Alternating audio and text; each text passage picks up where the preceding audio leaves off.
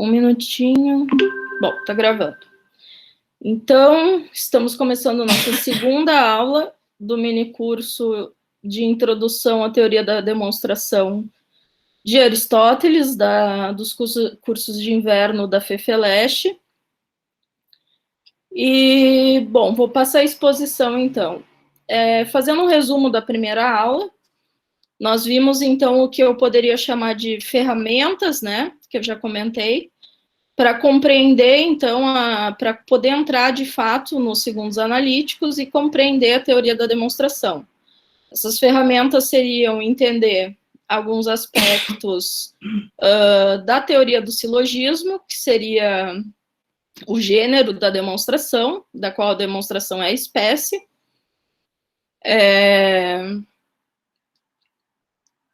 A teoria da verdade como correspondência, que também é muito importante para compreender como a relação de formalidade do silogismo, a relação, enfim, de validade que vai haver entre as premissas e conclusão é intrínseca ao silogismo.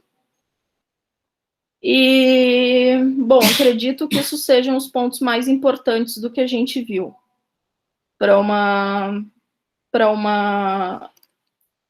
introdução. Também é o ponto sobre a unidade ou não dos primeiros e segundos analíticos, né? Se trataria ou não de uma ciência demonstrativa ao todo. E, segundo Brunschvig, que foi a leitura que eu preferi apresentar a vocês, nós teríamos, então, uma só ciência, chamada de apodídica, no que, no entanto, se dividiria em termos a demonstração como seu produto e a ciência demonstrativa como um certo estado na alma, no qual nós estamos dispostos a demonstrar uma vez que possuímos o conhecimento. Acredito que seja isso, então, um breve resumo do que a gente viu. Eu vou passar, então, a exposição de hoje. Um minutinho que eu vou ativar aqui a...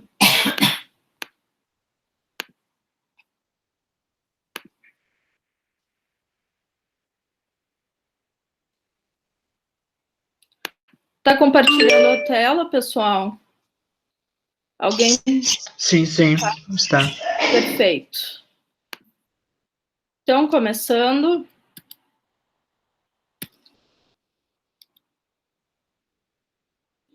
Eu vou só mudar de lugar isso aqui para não atrapalhar. Não estou conseguindo passar o slide. Ah, pronto. Então, roteiro da segunda aula. O tópico geral, né, é o conceito de conhecimento científico e a teoria da demonstração. Na verdade, é a relação entre os dois, porque nós precisaríamos de muito mais discussões para dar conta do conceito de conhecimento científico. Mas nós veremos no que ele se relaciona com a teoria da demonstração no início do livro 2, do capítulo 2 do livro 1 dos segundos analíticos. Contudo, tem um ponto importante, que vão ser as características das premissas demonstrativas, que nós veremos exclusivamente na terceira aula, porque elas vão nos demandar mais tempo. Nós veremos apenas isso na terceira aula. Então, para isso também veremos as duas... Só um minutinho. As duas condições para haver conhecimento, haplos, que é uma expressão em grego, que eu vou comentar sobre a sua tradução. Se vocês leram o artigo indicado de Bastos, ele comenta bastante sobre algumas concepções de haplos e qual ele adota. Também vou comentar sobre a minha. Se vocês leram o texto de Aristóteles na tradução do Barnes, vocês vão ver que ele adota um termo latino para traduzir, que é simplister. E a gente vai ver mais sobre isso. A gente vai ver também o que significa não poder ser de outro modo. Eu só estou voltando para a tela porque tem pessoas pedindo para entrar. O que significa não poder ser de outro modo, que é uma das condições do conhecimento. Como a demonstração é um discurso da alma, que é um enunciado de Aristóteles, e como o conhecimento é apresentado pela demonstração, dentro da concepção axiomática. Existem outras, mas essa é a mais canônica e é a que eu vou apresentar para vocês. Bom, conhecimento científico para Aristóteles, então. Uma distinção importante entre ciência ou conhecimento científico aristotélico e a concepção moderna. Isso eu vou passar muito brevemente, porque obviamente não sou uma especialista nos modernos, então o que me diz respeito aqui é explicar para vocês, fazer meramente esse contraste e explicar a concepção aristotélica. Para Aristóteles, o conhecimento é das essências, das coisas em si mesmas, de como elas são, através das suas causas. Aristóteles tem uma teoria das 4 causas, que vocês podem encontrar em Física 1,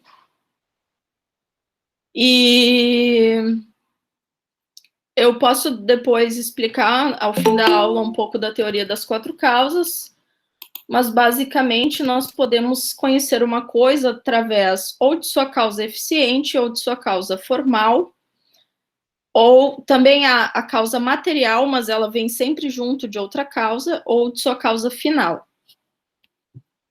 Não nos interessa muito entrar nesses detalhes agora, porque o que importa é apenas reconhecer que conhecer algo pela causa específica é conhecer o objeto. Seu procedimento tem um fim em si mesmo, o próprio conhecimento, que é, conforme nos diz a metafísica, a finalidade do homem enquanto ser racional. Aristóteles abre a metafísica dizendo, né, todo homem tem por natureza, todo homem deseja por natureza conhecer. Depois ele vai, enfim, na sequência, dar uma série de razões para justificar isso, que é a partir dos nossos sentidos e tudo mais, e do refinamento das faculdades, que isso vai acontecer, mas que a finalidade do homem é conhecer a partir de um certo espanto que a sua percepção é ativada, de certa forma, um certo espanto que o mundo causa, e que a partir disso ele busca conhecer através, primeiramente, da percepção e depois do refinamento das suas faculdades, que vai acabar no refinamento mais racional de suas faculdades, que é o conhecimento pelas causas, o conhecimento do porquê, das razões de algo, que é justamente conhecer a essência de uma coisa. A gente chama isso geralmente de essencialismo. Há uma mudança muito grande de paradigma na modernidade, que, grosso modo, a ciência vai ser vista como uma ferramenta ou um instrumento para o homem, com vistas a previsões e descobertas. Não é mais o conhecimento por si mesmo, mas sim para auxiliar o homem, enfim, em seus empreendimentos. Também chamado de instrumentalismo. Então, entrando propriamente no primeiro tópico, as 2 condições para ver o conhecimento Laplace. A primeira parte do livro 2 vai nos dizer o seguinte: pensamos que conhecemos algo. Eu dividi aqui para explicar parte por parte para vocês. Em sentido restrito, e essa é a minha tradução de Laplace, que eu vou explicar depois, e não da maneira sofística, acidentalmente, quando conhecemos a causa pela qual o objeto é considerado que seja a sua causa, ou seja, a sua causa específica desse objeto e nada mais. E também que não é possível que isto seja de outro modo.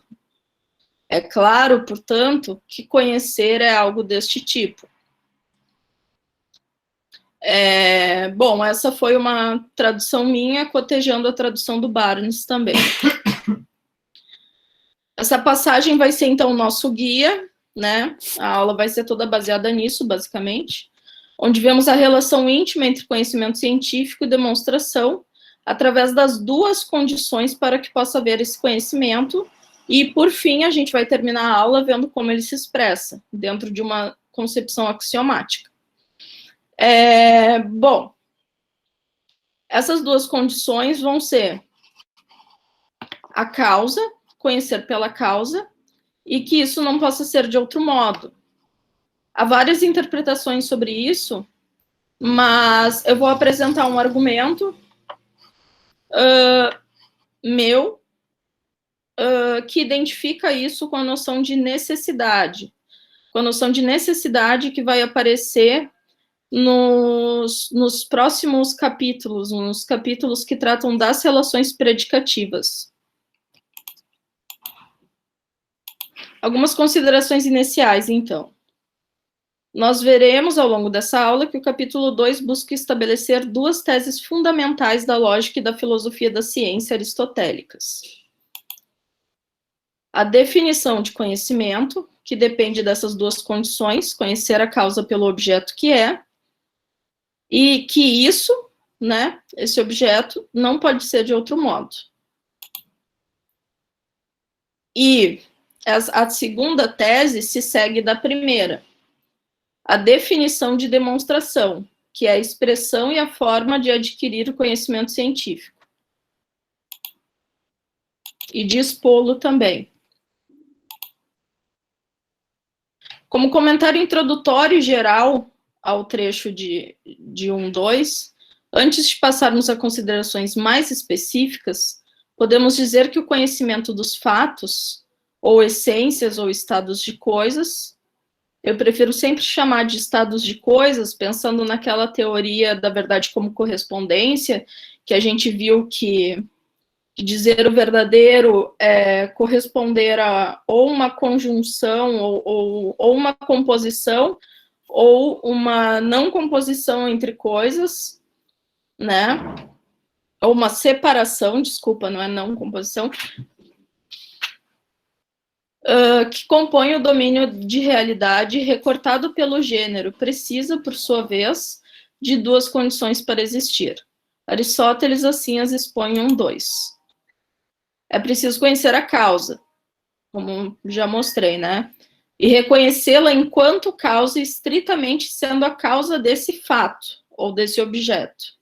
Posso falar em fato também, porque se a gente pensar em estado de coisas, algo que existe, a gente está pensando em fato também, né? E saber que o fato não poderia ser de outro modo, isso é, reconhecer sua necessidade ontológica, diferente ou ainda complementar daquela necessidade de passagem inferencial das premissas à conclusão de um silogismo correto dos primeiros analíticos.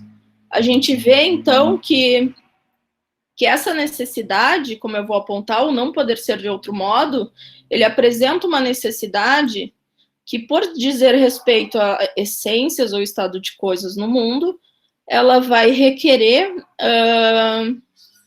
muito mais coisas para ser verdadeira, ou seja, ela vai levar em conta o conteúdo das premissas de um modo que um silogismo geral não precisa, não é necessário. Um silogismo geral, ele vai apenas ser um método de correção de raciocínio, ele vai ser apenas um método de construir essa passagem inferencial corretamente a partir daquelas figuras apresentadas. Veremos posteriormente o que significa não poder ser de outro modo, e nas próximas aulas aprofundaremos o tema da diferença dos requisitos da necessidade de um silogismo geral e de uma demonstração. Agora uma leitura mais atenta, então, do texto. Como foi separado pela numeração que eu inseri, né? Eu espero que isso ajude a conduzir a análise. Na primeira parte da primeira sentença, Aristóteles nos diz: pensamos que conhecemos algo em sentido restrito, haplos, e não de maneira sofística, acidentalmente. O que é, então, conhecer algo haplos, ou em sentido restrito? Como vocês viram, então, no artigo do Bastos, ele vai dizer, ele aponta 3 sentidos possíveis, né? Aqui eu coloquei transliterado, mas isso aqui seria haplos em grego. Um minuto. Aqui seria haplos em grego, né? No alfabeto grego. Primeiro sentido seria, haplos caracteriza um tipo de epstastai, de conhecimento, de conhecer, né? Ou segundo tipo, haplos enfatiza a qualidade do epstastai em questão no contexto, enfatiza a qualidade do epstastai em questão no contexto que está em questão. Eu acho que foi um erro de digitação aqui, vocês me desculpem. Terceiro tipo, terceira posição, né, que ele levanta, haplos denotaria, então, um epstastai, um conhecimento abstrato, abstraído de seu contexto. Eu tendo mais para o segundo, embora a minha leitura ainda seja um pouco diferente, que eu vou apresentar para vocês. Assim como Bastos, tendo a compreender que haplos não pode caracterizar um conhecimento específico, porque o termo denota uma noção de suficiência. Dizer que algo é haplos é basicamente dizer que é isto e apenas isto, sem nada mais. Não precisa de nada mais que o qualifique. Não é relativo a nada. Também não creio que Aristóteles esteja considerando um sentido de conhecimento totalmente abstraído de seu contexto, uma vez que Aristóteles visa estudar um tipo muito específico de conhecimento e com muitas restrições, digamos assim, ou requisitos, que é o científico. Então, como entender haplos no sentido de restrito, no qual eu tentei traduzir? Barnes se serve do termo latino simpliciter, como eu mencionei, o que nos indica algo que não carece de mais nada em sua definição, ou em sua existência, que não possa ser relativo a outras coisas, que é por si só, sem mais qualificações. Podemos reformular, então, em poucas palavras, né? Vocês me desculpem a interrupção. Reformulando, então, em poucas palavras, o que Aristóteles estaria dizendo. Procuramos um conhecimento que seja isto, apenas isto e nada mais. Um conhecimento que seja autossuficiente, digamos. Que se baste, que tenha, que não precise de outras qualificações além das que ele já tem. Além daquelas condições que vão ser dadas. E a partir disso, Aristóteles irá enunciar as condições específicas para que ele possa ter esse sentido haplos, ou restrito. Bom, então, a primeira condição. Quando conhecemos a causa pela qual o objeto é considerado que seja a sua causa. Como já dissemos, é preciso que conheçamos algo pela causa, mas não apenas isso. Ela tem de ser estritamente a causa daquilo que se quer provar. Ou seja, ela tem de ser suficientemente explanatória daquilo, e especificamente explanatória. A gente vai ver melhor como isso acontece. Ela tem de ser adequada também. Essa noção vai ser mais desenvolvida apenas no capítulo 9, quando Aristóteles nos fala da noção de adequação dos princípios ao gênero e à prova. Possuir uma causa que seja estritamente a causa daquilo que se quer provar é possuir a causa adequada. Como foi explicado na aula anterior, né? As causas são expressas pelos termos médios das demonstrações, conforme o que vimos sobre o silogismo perfeito ou da primeira figura. que é aquele que vai na primeira premissa, né?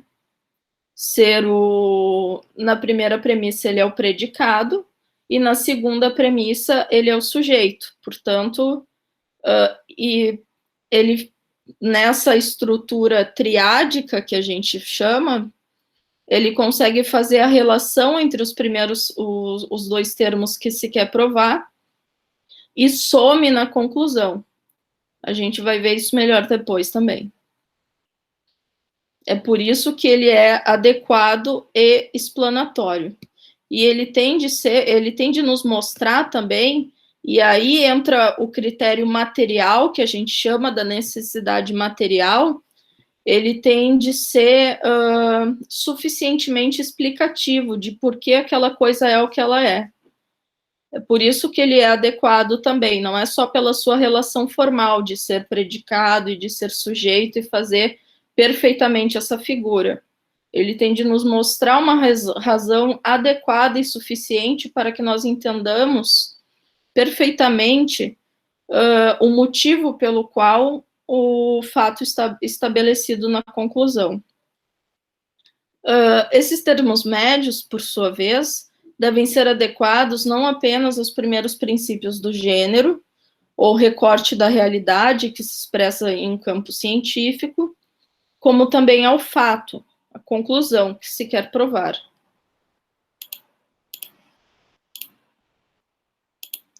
Então, um trechinho do capítulo 9, apenas para a gente cotejar aqui, Aristóteles vai dizer: conhecermos de forma não acidental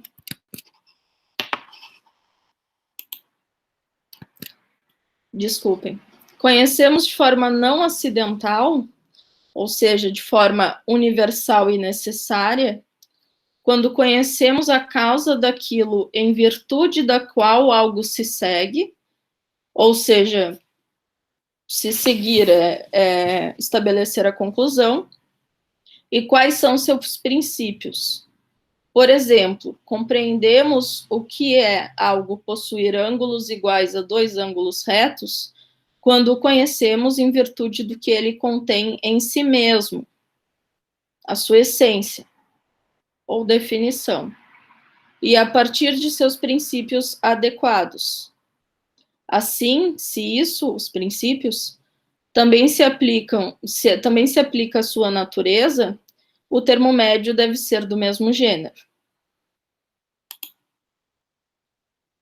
O texto de Aristóteles, então, ele ainda não é suficiente para manter a ideia de que o termo médio tem de ser adequado tanto quanto ao gênero quanto ao que se quer provar, né? Aqui ele está falando apenas do gênero. Contudo, dentro da interpretação, se considerarmos a estrutura triádica do termo médio, como vimos aplicando-se na primeira premissa como predicado, na segunda como sujeito, podemos justificar a ideia precisa que Aristóteles busca de uma adequação em dois níveis, de que uma adequação em dois níveis está amparada não apenas na relação que o termo médio manterá com o gênero, a qual a ciência pertence, mas sim com a estrutura da demonstração. A gente pode dizer, então, que essa adequação com o gênero ela seria a adequação material, e que a adequação com a estrutura da demonstração seria um tanto mais formal.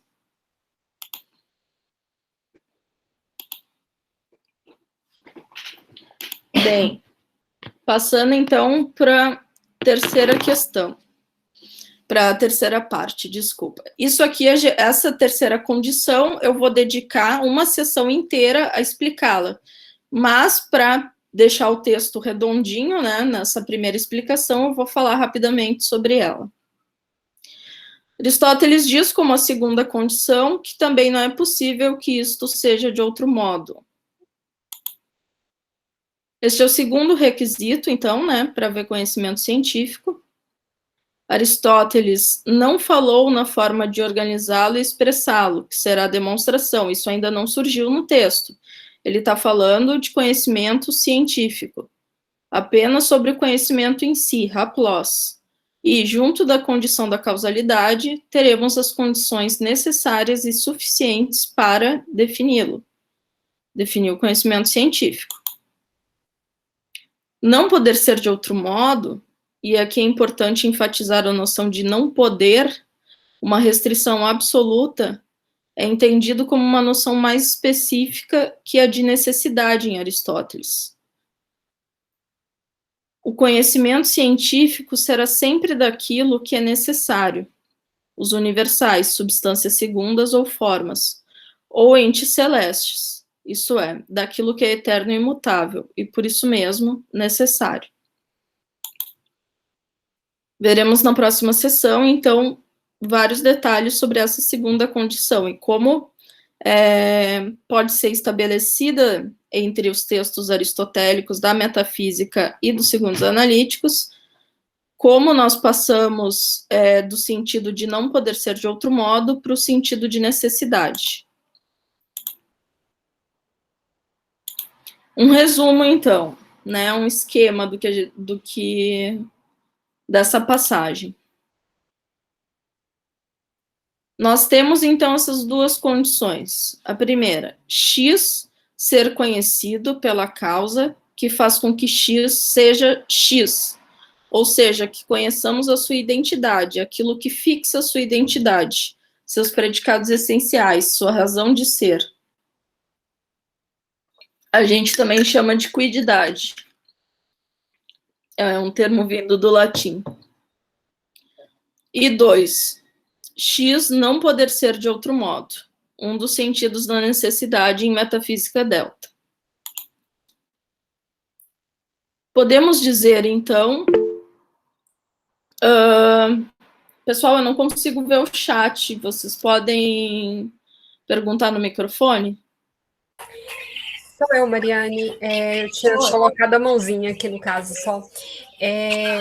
Eu queria só saber sobre esse não pode ser de outro modo. Eu nem sei se você vai explorar mais à frente isso. Você interpreta ele do ponto de vista da característica do objeto do conhecimento científico, e não do ponto de vista da relação entre os princípios, causas e a característica dessa coisa que você está querendo demonstrar, então? Não, exatamente. Ele vai estar na relação predicativa. Não é quando a gente fala predicado, a gente já está considerando uma relação predicativa. A gente não está pensando em algo específico, até porque se a gente pensar em um objeto, já contém uma relação predicativa em um objeto. Ele é um certo estado de coisas. Ele é uma conjunção de coisas no mundo. Então, ao considerar um predicado, nós consideramos uma relação predicativa. Eu estou pensando justamente no texto de 1.4. Eu sei que existe uma outra leitura, por exemplo, a do Angione, que vai dizer que não poder ser de outro modo está relacionado ao requisito de adequação,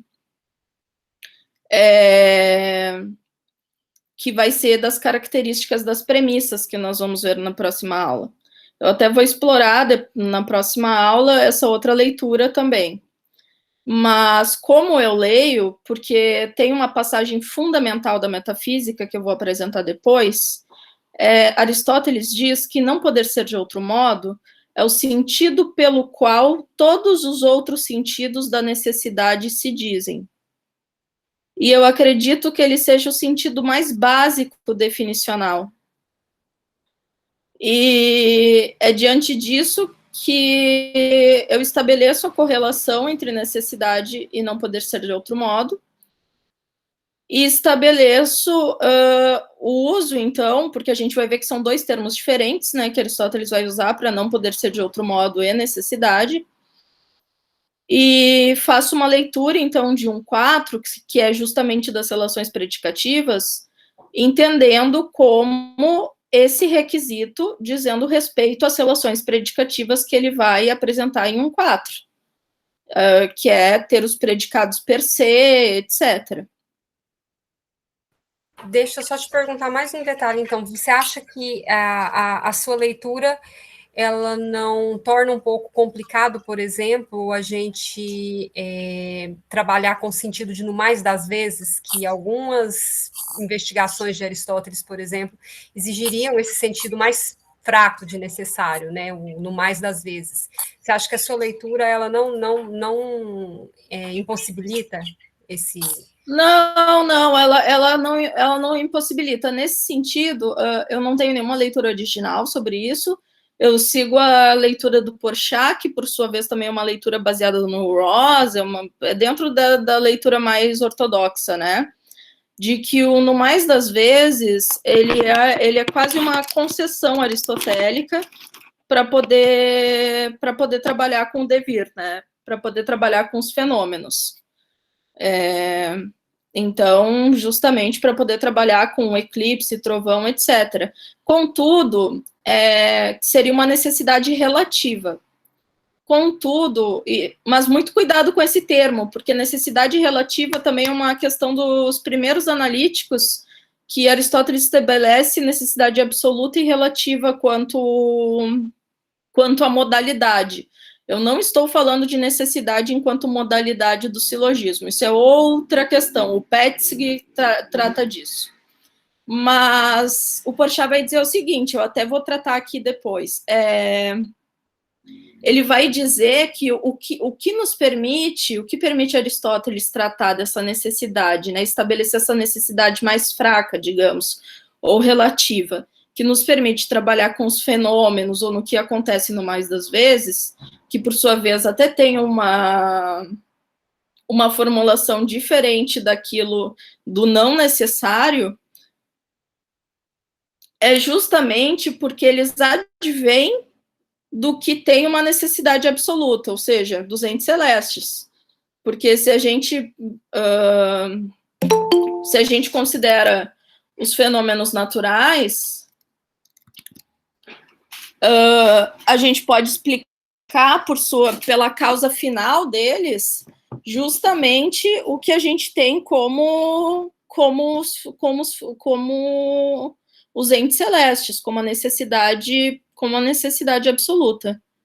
Ela, como que eu posso dizer, ela emprestaria, ou os fenômenos adviriam disso, tanto que a gente não trata, eu não estou pensando na biologia, tá, porque no tema da biologia eu realmente não entro, mas dentro dos exemplos dos segundos analíticos, a gente só tem exemplos que vão tratar dessas coisas que a gente pode dizer que derivam dos céus, né?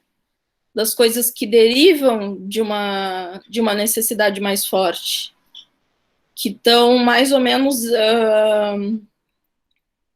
embasadas nisso, embasadas nos movimentos dos céus. Porque se a gente pensar o eclipse ou o trovão, eles vão depender justamente da regularidade celeste. Seria nesse sentido. Eu não sei se tu tem alguma visão contrária. Gostei bastante da tua intervenção. Não, eu sempre me pego voltando para esse tema toda vez que eu vou ler os comentadores que estão tentando mostrar a possibilidade de ciência, por exemplo, no plano das coisas que sofrem mudança, né, que estão sujeitas ao devir, né? Eu sempre me pego voltando para essa passagem e acabo indo um pouco para essa interpretação do Angione, porque parece que ela deixa a gente um pouco mais tranquilo com relação à possibilidade de você fazer ciência nesses outros campos, né? Sim. Onde você não precisaria estar tão engessado. Mas eu estou curiosa para ver a sua interpretação até o final aqui, para poder...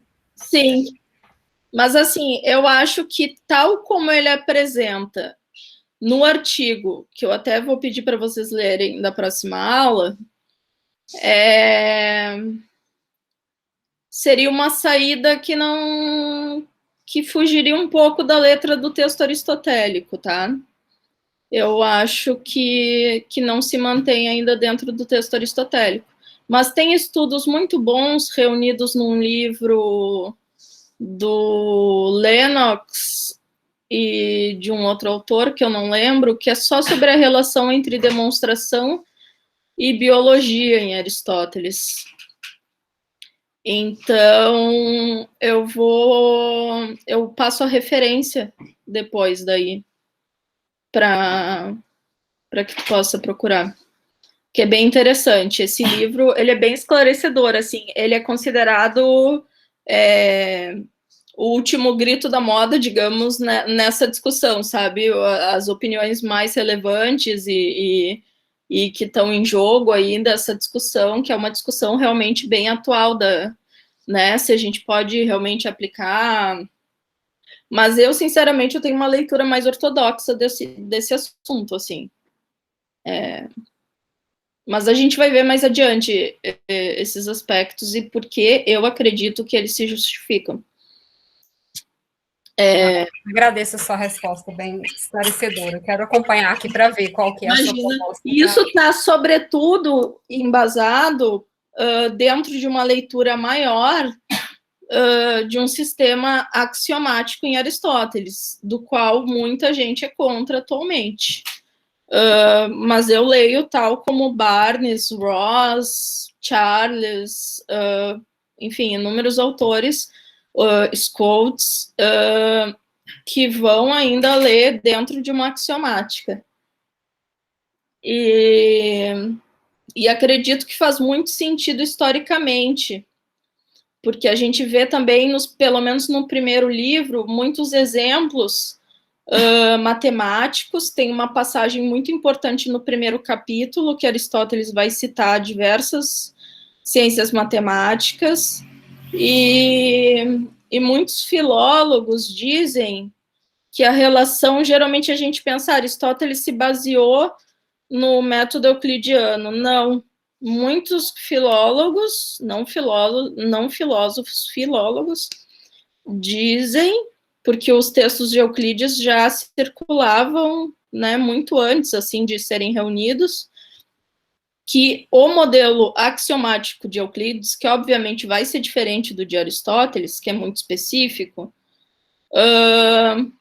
ele se baseou no modelo das ciências, tal como Aristóteles expõe nos Segundos Analíticos. Então, eu tenho essa leitura dentro da axiomática. Bom, podemos discutir mais sobre isso também, que é um assunto que me interessa bastante. E eu leio muitas coisas do pessoal que está produzindo agora no Brasil, ali da Unicamp e tal,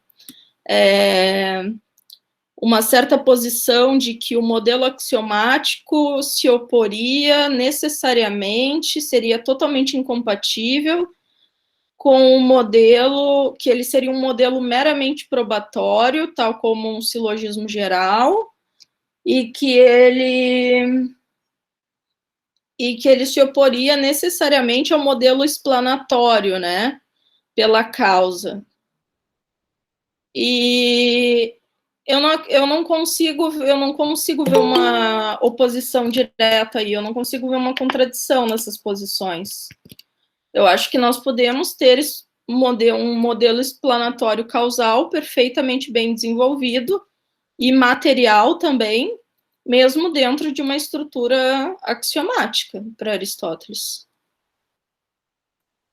Mas, enfim. Mariane?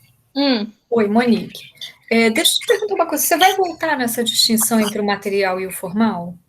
Vou. Ah, tá joia. Porque eu senti que ela é bem assim importante e eu queria consolidar melhor isso. Eu não sei se eu conseguir aprender o alcance dela, entendeu? Vou, e se tu tiver mais interesse, eu indico aquele artigo que eu postei lá para discussão.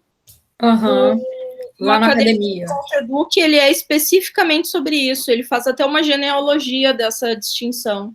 Ótimo, tá bom. Mas com certeza eu vou tratar. O que você acabou de dizer, então, foi que você acha que não é incompatível com uma axiomática aristotélica ter tanto a perspectiva formal quanto a material, é isso? Não, é que assim, existe uma ideia de que bastaria, dentro do modelo demonstrativo, apenas a formalidade das explicações causais, e que a axiomática seria meramente formal. Eu acho que a axiomática, dentro de Aristóteles, ela não é uma axiomática meramente formal. E tem vários textos que trabalham com isso, porque ela é uma axiomática que considera o gênero. Eu não vou ter muito tempo para explorar a questão de gênero aqui, mas a noção de adequação dos princípios ao gênero, ela é uma noção material.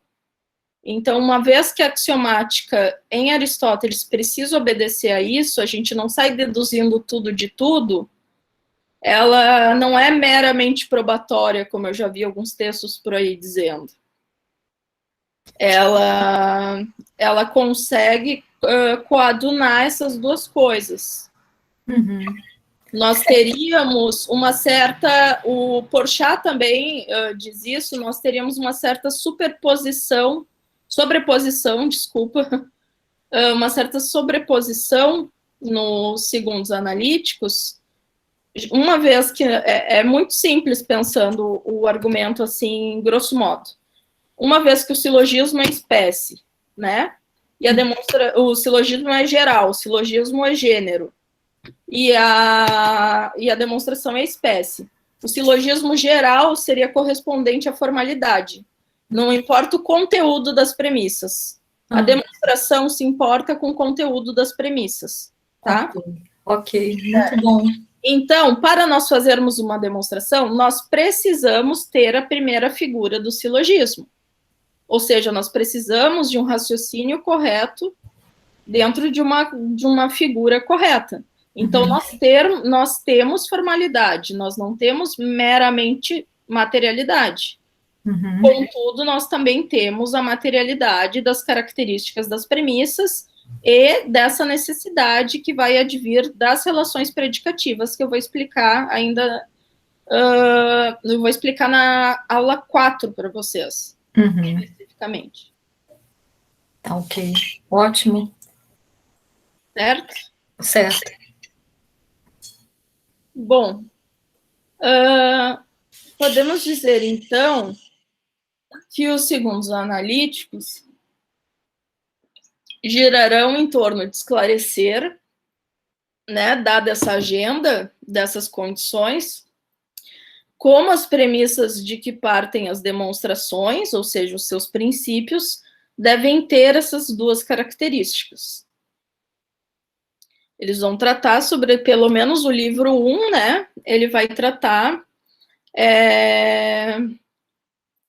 dessa relação, ele vai tratar essencialmente da necessidade, mas também da causalidade, de como ela se apresenta. O livro 2 também vai tratar bastante o livro 2, embora trate mais das relações entre demonstração e definição, na medida em que trata da relação entre definição e demonstração, ele vai estar tratando da questão da causalidade de maneira muito forte, porque é justamente a definição que a gente chama de triádica, que é a causal, que é expressa pelo termo médio, que vai ser responsável por esse caráter explanatório, ou por ser a primeira condição do conhecimento científico, para ele ser expresso na demonstração. Bom, conhecimento científico é, portanto, conhecimento que diz respeito à ciência demonstrativa, aquele estado da alma, conforme que a gente viu de Brunschwig, que nos encontramos quando possuímos o conhecimento, e da qual a demonstração é seu produto. Sendo assim, sua ferramenta de exposição é a demonstração, e para tal, Aristóteles vai definir alguns requisitos básicos para a cientificidade dessas premissas, que é o que a gente vai ver na próxima aula, exclusivamente, que é sobre as características das premissas. Bom, agora entrando especificamente no assunto o que significa não poder ser de outro modo. Alguma dúvida até aí, antes da gente entrar nesse... Alguma outra dúvida ou discussão? Gostei muito da discussão com a Cris e com a Monique. Mariane, eu tenho uma pergunta que vai te parecer assim muito de leiga mesmo, mas Não, faça. eu ainda estou com dificuldade de conseguir percorrer aquela leitura, né? Porque, enfim, pesquisa de tese, dando aula, é complicado. Deixa eu te falar. Existe uma relação, quando você se refere a conhecimento demonstrativo, eu entendi já que você está falando de conhecimento científico e que eles são uma espécie da silogística, né? Da silogística geral. A minha pergunta é, a axiomática e demonstração, você está usando como termos sinônimos, reciprocáveis? Não. A axiomática, ela é um modelo no qual a demonstração vai expor e organizar um certo corpo de conhecimento científico. Há certos autores, como Corcoran e o Chiba, não sei como é que pronuncia, que eles defendem que há ganho de conhecimento científico durante a investigação. Nem por isso, pelo menos na posição do Corcoran, ele abandona a ideia de axiomática. Isso é interessante, até para o ponto que eu disse que eu não consigo ver uma contradição nessas ideias. Porque o que o Corcoran nos diz? Ele diz que dentro da demonstração, a gente, a partir de um certo estabelecimento de conclusão, a gente pode usar essa conclusão como premissa para encadear, né, uma outra demonstração. Só que aí nós temos um problema que aparece, se eu não me engano, em 1.24, que é o finitismo, ou a finitude, do sistema aristotélico. Que vai ser toda uma discussão, que ele diz que os princípios não podem ir ao infinito, nem os termos médios, senão a gente não tem como estabelecer a demonstração, e é nisso que eu acho que está embasada a axiomática. A demonstração, ela é uma ferramenta, a axiomática, ela é um modelo, ou um sistema, para organizar esse conhecimento. Tá, e a axiomática é que está... É a axiomática que está relacionada aos elementos? Do Euclides? Mas, como eu disse, é extremamente diferente a axiomática de Euclides com a de Aristóteles. A de Aristóteles tem a questão do gênero, né? Da incomunicabilidade entre gêneros. Isso é uma coisa que, infelizmente, eu não pude seguir muito aqui, mas... Porque Aristóteles nos diz o seguinte: o ser não é um gênero, tá? Para fugir do platonismo. Não existem gêneros supremos. Então, o ser está disperso nas categorias, que, por sua vez, vão estar... E a ciência, que são esses recortes para estudar o ser, ou seja, recortes que a gente faz da realidade, vão ser os gêneros. Ou seja, as ciências...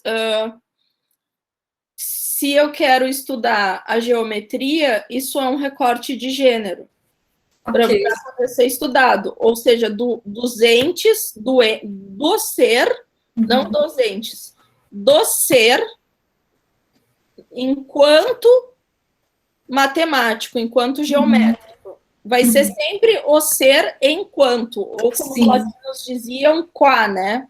O quá dos latinos.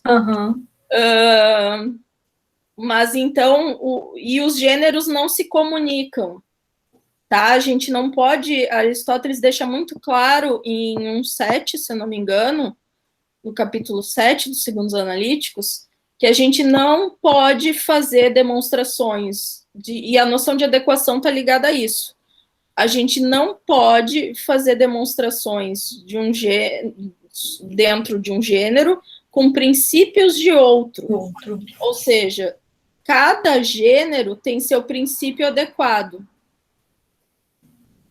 A não ser, ele vai falar, e aí complica um pouquinho, mas só para deixar, caso tu te interesse, ele vai dizer que existem ciências subordinadas.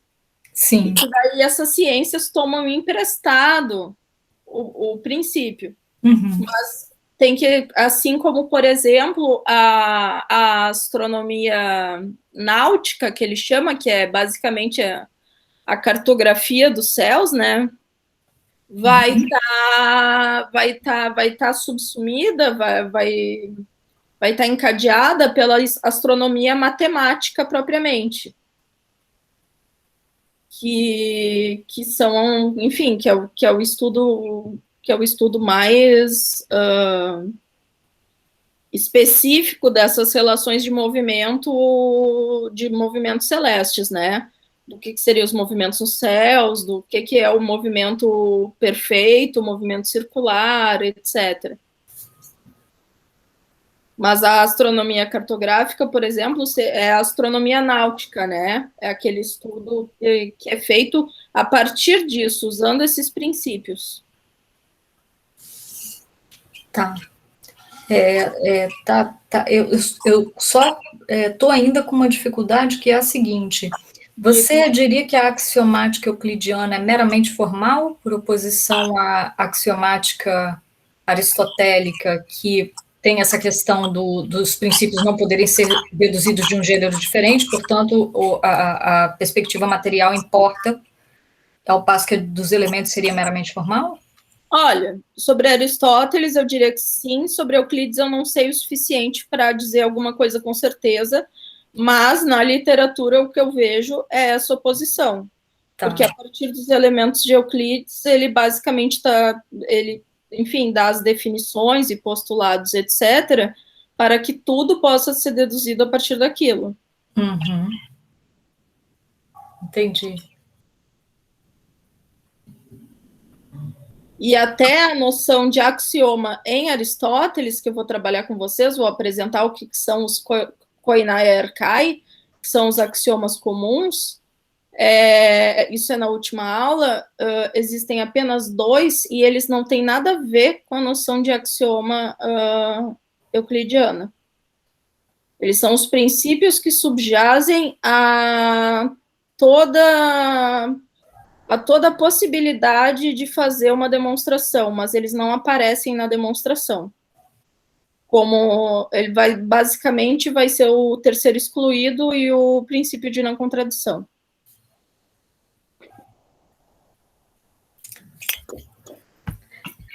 Só para eu não vou monopolizar não, tá?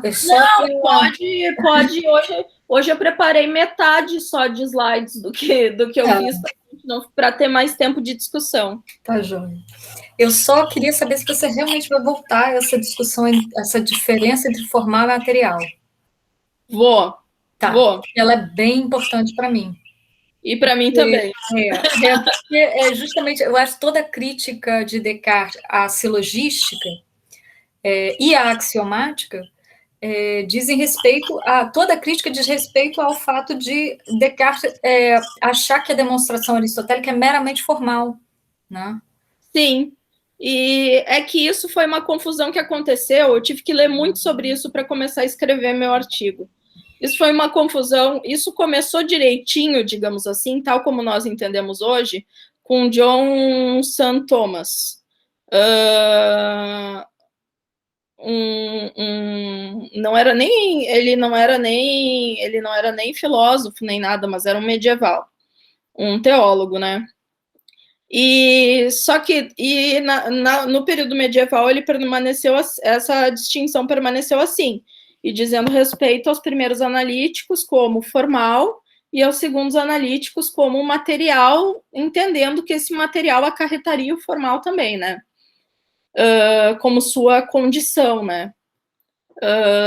Seria um requisito a mais. Só que daí na neoescolástica, a partir do momento que a escola conimbricense começou a entender, os jesuítas, etc., começaram a entender tudo como dialética, eles começaram a entender a lógica como dialética e reformular tudo a partir da arte de pensar, eles diluíram a noção de silogismo e demonstração como uma coisa só, e como podendo provar absolutamente qualquer coisa. Então, eu acho que daí veio essa compreensão de que seria um raciocínio meramente formal. É isso que eu falo lá no meu artigo, que eu tento estabelecer, mostrar que houve ali uma mudança de entendimento. Ok. Não, dessa semana eu não passo, vou ler o artigo, juro. Não tô te colocando na berlinda. Mas eu acho, me interessa, a gente detectou uma convergência de interesses aqui que a gente devia explorar mesmo. Esse artigo é especificamente sobre isso, é a primeiríssima versão, mas é algo que eu estou trabalhando a fundo, assim, porque é uma coisa que me interessa muito. Eu acho que é um problema e que ainda não foi bem visto, porque as pessoas acham que essa distinção permaneceu sempre a mesma, mas eu acho que não. Então, é só para registrar, assim, não sei se você vai conseguir fazer alguma coisa interessante com isso, mas o ponto de Descartes com relação ao formalismo da silogística é que ele diz, ela permite falar das coisas mesmo sem saber o que elas são, né? A formulação é exatamente essa, assim, ela permite que se fale de coisas que não se conhece. Interessante. Bom, tem a ver com a arte do discurso e com a correção do raciocínio, né? Que não importa o conteúdo. Exatamente. É perfeitamente isso. É perfeitamente a leitura que... Exatamente. Eu queria ver depois a referência disso aí para eu dar uma olhada. Tá espalhado pelas regras, mas eu vou fazer um levantamento de... não precisa lugar. Fazer o levantamento. Não, tem sim, eu tenho isso já feito, é porque é para tese, eu precisei fazer. Então, legal. Aí eu te passo isso, mas aí depois, se der, eu faço comentários no teu texto com Descartes, eu vou usar Descartes para fazer os comentários, que aí fica mais útil para você também. Vai lá e critica com Descartes. Tá, joia. Tá bom. Colocar a Monique em contato com o Cristiano aqui na UFG. Eu conheço o Cris, gente. Você conhece? Conheço bastante, conheço. Ele está trabalhando com lógicas informais, né? Sim, ele deu um período sobre a lógica, lógica e arte de pensar, né? Port-Royal, Arnaud e... Nicole Arnaud, né? Eu acho que a crítica a crítica cartesiana da silogística, eu acho que ela vem dessa mudança na neoescolástica. Exato, e eu acho que não é uma crítica a Aristóteles, já é uma crítica, pelo menos da forma que eu vejo, aos manuais de lógica medievais. Ele fala de um especificamente, Eustáquio de São Paulo, né? Eustáquio de São Paulo. É um manual. Não tem ali, não tem segundo os analíticos daquilo ali. É como se segundo os analíticos tivessem sido, os segundos analíticos tivessem sido ignorados naquilo ali. Não, mas a gente tem que atentar a uma coisa importante, gente. O Tomás de Aquino escreveu um extenso comentário aos segundos analíticos, e eu acredito que no período medieval mesmo, no primeiro período medieval, isso ainda está bem definido. Eu acredito que depois, quando começa a entrar na escolástica e a ideia da arte de pensar, da lógica como uma arte ou uma ciência e não mais como um instrumento, é que essa coisa se modifica. Okay. Dá uma olhada naquele artigo que eu te mandei, que ele mapeia bem as escolas. Legal. Mas se tu tivesse, se mostrar alguma coisa dos medievais, eu queria ver também. Tá. Tá, joia. Dos mais antigos. Tá. É que a tese está em andamento, eu ainda não fiz todo esse mapa, mas farei. Sim. Farei. Sei como é. Bom, a gente tem alguns minutos, tem tempinho ainda para o intervalo.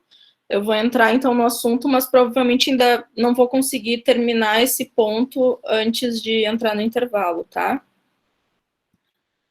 Bom, então o que significa não poder ser de outro modo?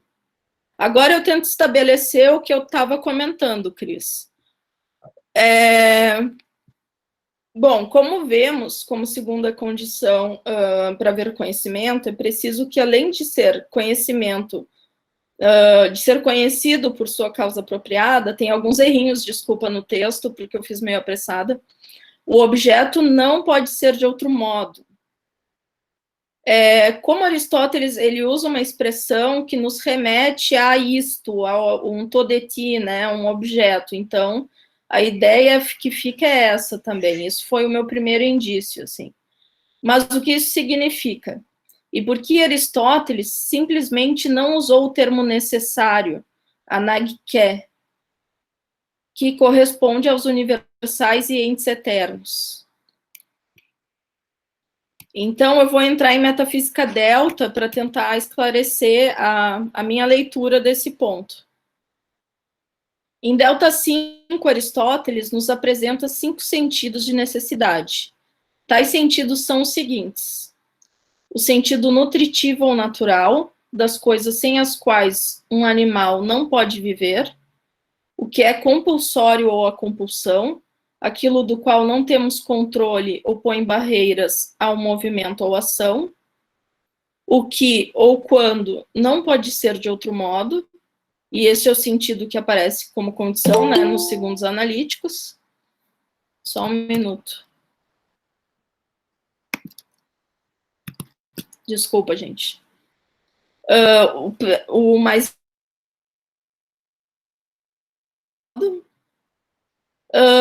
causas ou coisas das quais outras coisas dependem para serem necessárias. Nestes casos, as primeiras são necessárias em um sentido mais fundamental ao primeiro, e, por fim, a demonstração. A questão da demonstração aí vai ter gente que diz que ela se reduz ao terceiro sentido, nananã, como a gente vai ver, tudo pode ser reduzido ao terceiro sentido, então nem vou entrar nessa discussão. Tem autores que nem colocam a demonstração como um quinto sentido, como na edição mais recente da Clarendon. Tradutores, né, não autores. Bom, a fórmula que Aristóteles usa poderia ser precisamente a palavra anagké, como indica em outros trechos dos analíticos, especialmente no bloco de 146 dos segundos analíticos, em que trata especialmente da necessidade que advém dos tipos de relações predicativas. Mas neste momento da discussão, a fórmula se iguala à de delta 5. Aristóteles pode muito bem estar tomando como intercambiáveis as expressões, mas parece que precisamos da especificação que nos fornece em delta 5 para que essa relação se torne explícita. Ao falar, então, sobre o que não pode ser de outro modo, a fórmula vai ser me endekestai tutalos ekheim. Então, a gente vê que é bem diferente da palavra que ele usa do termo que ele usa para necessidade em geral, né? Então, quando ele fala disso nos segundos analíticos, ele especifica. Não, desculpa, nos segundos analíticos não, em delta ainda. Ele vai dizer, ainda, quando não é possível para algo ser de outro modo, e daí ele vai usar essa mesma fórmula, dizemos que é necessário ser assim. De fato, todos os significados de necessidade, né, aqui eu que coloquei, derivam deste. Pois o que é compulsório é chamado necessário, tanto por agir ou não poder agir, quando não é possível seguir a inclinação a que é compelido, sua finalidade. O que significa que a necessidade é aquilo por força da qual uma coisa não pode ser diferente do que é. E o mesmo vale para as coisas que são causa da vida e do bem. Quando é impossível que o bem e a vida existam sem determinadas coisas, estas são necessárias e esta causa é uma necessidade. Então, ele deixa bem claro na letra do texto, né? De fato, todos os significados disso, ele vai usar disso, daí eu coloquei necessidade, derivam deste. Bom, a partir disso que eu tento estabelecer essa correlação.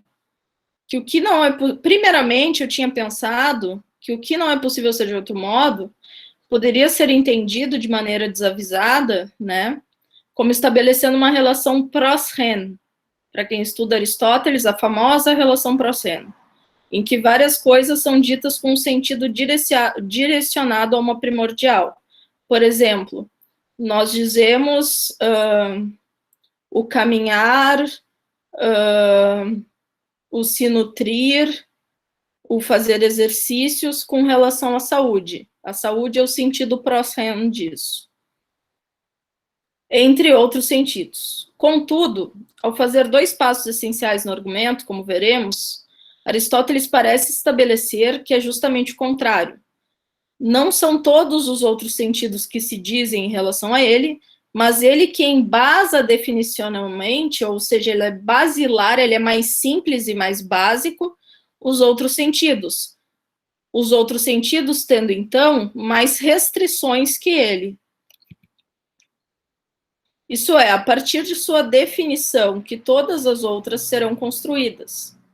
Sendo o sentido mais básico e geral de necessidade, não havendo nenhuma especificação maior que o coloque em contraposição com os demais, ele tem prioridade definicional, pois é a partir dele que os demais sentidos, preservando a descrição de não poder ser de outro modo, mas, ao mesmo tempo, adquirindo qualificações adicionais, são delineados. É depois deste passo, e ao fazer a identificação com não poder ser de outro modo, com a fórmula, né, e com o necessário, ou obrigatório, que Aristóteles elenca certos exemplos sobre como dizemos o necessário em seu sentido mais básico, como a gente viu. Gente, eu vou retomar daqui em seguida. Eu vou ter que fazer minha pausa agora, vocês me desculpem. Eu vou parar a gravação e em seguida a gente retoma, tá? Bom, para os que entraram depois, eu pedi uma pausa nesse horário por questões familiares que eu preciso fazer uma ligação, tá? Tá ótimo. Aí você combinou de voltar, você tem